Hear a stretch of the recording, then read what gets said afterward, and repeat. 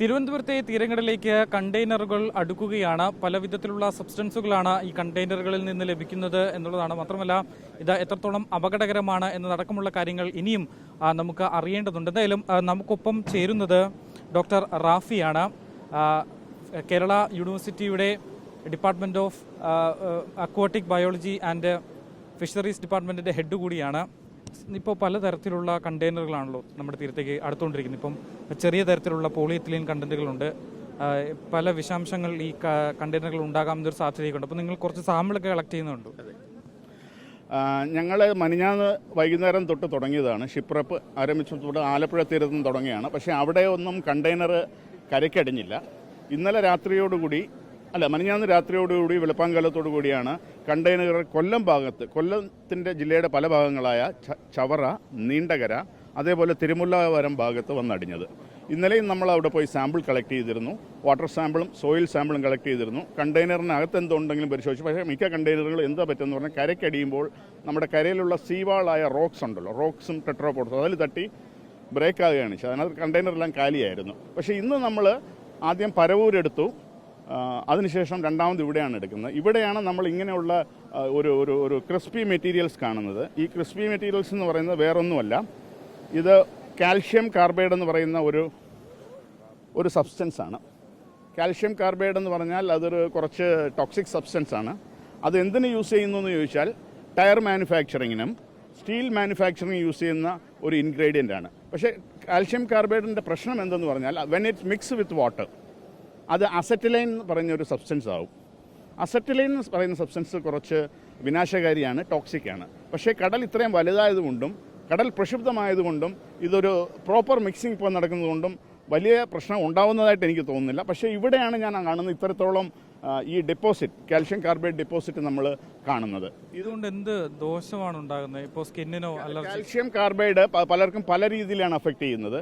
ചിലർക്ക് especially asthma പേഷ്യൻസിന് അവർക്ക് നോസിയ,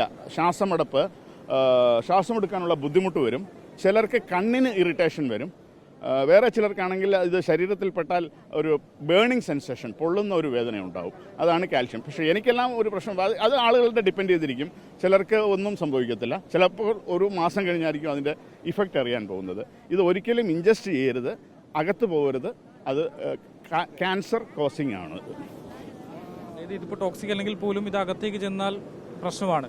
അതെ, ഇതിൻ്റെ ഒരു ചെറിയ അളവിലുള്ള കൺസപ്ഷൻ കുഴപ്പമില്ല. ഇപ്പോൾ ഇതേ കാൽഷ്യം കാർബൈഡാണ് നമ്മൾ ഒരു ഇല്ലീഗൽ രീതിയിൽ മാമ്പഴം പഴുപ്പിക്കാനായിട്ട് ഈ കാൽഷ്യം കാർബൈഡാണ് വെക്കുന്നത്. അതുകൊണ്ടാണ് 2 ദിവസത്തിനകം മാമ്പഴം പഴുത്തു വെച്ചു. പക്ഷേ അങ്ങനെയുള്ള മാമ്പഴം കഴിക്കുന്നത് ദോഷകരമാണ്. ക്യാൻസറും അതേപോലെയുള്ള വയറിനുള്ള പല ഇറിറ്റേഷനും ലിവർ സിറോസിസ് മുതലായ പ്രശ്നങ്ങളും ഈ കാൽഷ്യം കാർബൈഡ് വെച്ച് പഴിപ്പിക്കുന്ന പഴങ്ങൾ കഴിച്ചുകൊണ്ടുണ്ടാകും. അപ്പോൾ നാച്ചുറലായിട്ടും ഇതിന് പ്രശ്നമുണ്ടാകും. വ്യാപകമായിട്ട് നമ്മുടെ തീരങ്ങളിലേക്ക്, ഇപ്പോൾ പ്രത്യേകിച്ച് മുതലപ്പുഴയിലൊക്കെ ഇത് ചാക്ക് കണക്കിനാണ് വന്ന് അടിഞ്ഞിട്ടുള്ളത്.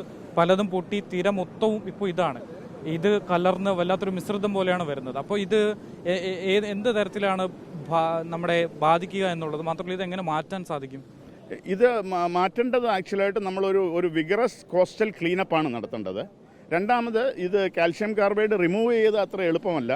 ഇത് ഇവിടെ നിന്ന് വർക്കല മുതൽ ഏകദേശം 5 തെങ്ങ് അതിനപ്പുറം വരെയും ഏകദേശം ട്രിവാൻഡ്രത്തിൻ്റെ കോളം കടൽത്തീരം വരെയും ഇത് ഇനിയും ചെല്ലും. ഇത് അങ്ങോട്ട് വരാൻ കാരണം എന്താണ്? ഇത് ഷിപ്പ് റെക്ക് നടന്നത്, അതായത് ഷിപ്പ് അപകടം നടന്ന ആലപ്പുഴയിലാണെങ്കിലും ഇതെല്ലാം ഒഴുകിയെത്തുന്നത് താഴോട്ടാണ്. അതിൻ്റെ പേരാണ് സദേൺ ഡ്രിഫ്റ്റ് എന്ന് പറയുന്നത്. മൺസൂണിലുള്ള പ്രതിഭാസമാണ് സദേൺ ഡ്രിഫ്റ്റ്, അതായത് വടക്ക് നിന്ന് തെക്കോട്ട് ഒഴുകുക. അതുകൊണ്ടാണ് ഇത് ഇങ്ങോട്ട് ഒഴുകുന്നത്. പക്ഷേ ഇത് കഴിച്ചാലുള്ള പ്രശ്നമെന്ന് പറഞ്ഞാൽ ഇത് മീൻ കഴിക്കുകയും അതിൽ കഴിച്ച മീൻ നമ്മൾ കഴിക്കുകയും ചെയ്യുമ്പോൾ ഗുരുതരമായ പ്രശ്നങ്ങളുണ്ടാകും. പക്ഷേ ഇതുവരെയും നമുക്ക് മത്സ്യത്തിൻ്റെ ഒരു കൂട്ടമായ ചത്തുപൊങ്ങലോ അതേ കണക്ക് ഇവിടെ കാണുന്ന ആൽഗെ എന്ന് പറയുന്ന ഗ്രീൻ ആൽഗെ എന്ന് പറയുന്ന പ്ലവകങ്ങളുടെ ചത്തൊടിയിലോ ഒന്നും കാണുന്നില്ല. വിശദമായ പരിശോധന ഞങ്ങളുടെ aquatic biology and fisheries Kerala യൂണിവേഴ്സിറ്റിയുടെ ശാസ്ത്രീയ ലാബിൽ കൊണ്ടുപോയതിന് ശേഷം ഞങ്ങളത് ശാസ്ത്രീയ വിശകലനം ചെയ്തതിന് ശേഷം ഇത് ആ മെറ്റീരിയൽ തന്നെയാണോ അതോ അതിൻ്റെ ഡെറിവേറ്റീവ് ആണോ, ഡെറിവേറ്റീവ് എന്നാൽ അതിന് അനുബന്ധ കോമ്പൗണ്ടുകളുണ്ട്, കാൽഷ്യം മോണോസൈഡ്, കാൽഷ്യം സയനൈഡ്, ഇങ്ങനെയുള്ള സബ്സ്റ്റൻസ് ആണോ, അപ്പോൾ അത് അതിൻ്റെ കോൺസെൻട്രേഷൻ എന്താണ്, അത് കഴിച്ചാലുള്ള പ്രശ്നങ്ങൾ എന്താണെന്ന് നമ്മൾ റിപ്പോർട്ടിന് ശേഷം വിശദമായിട്ട് പത്രസമ്മേളനം നടത്തി പറയുന്നതായിരിക്കും. എന്തായാലും ഈ തീരത്തേക്ക് അടിയുന്ന സാധനങ്ങൾ അത് ശ്രദ്ധയോടെ തന്നെ കൈകാര്യം ചെയ്യേണ്ട ഒന്നാണ് എന്നുള്ളതാണ് മനസ്സിലാക്കുന്നത്. പല വിധത്തിലുള്ള സബ്സ്റ്റൻസുകൾ ഇനിയും വന്ന് തീരത്തേക്ക് അടിയാനുള്ള സാധ്യതയുണ്ട്. മത്സ്യത്തൊഴിലാളികൾ അതുപോലെ തന്നെ തീരത്തേക്ക് എത്തുന്ന ആളുകളൊക്കെ മുൻകരുതലുകളും ജാഗ്രതയും സ്വീകരിക്കേണ്ടത് അനിവാര്യമാണ്. വീഡിയോ ജേർണലിസ്റ്റ് നന്ദകിഷോറിനൊപ്പം reporter Ashan Diego, in Reporter, Thiruvananthapuram.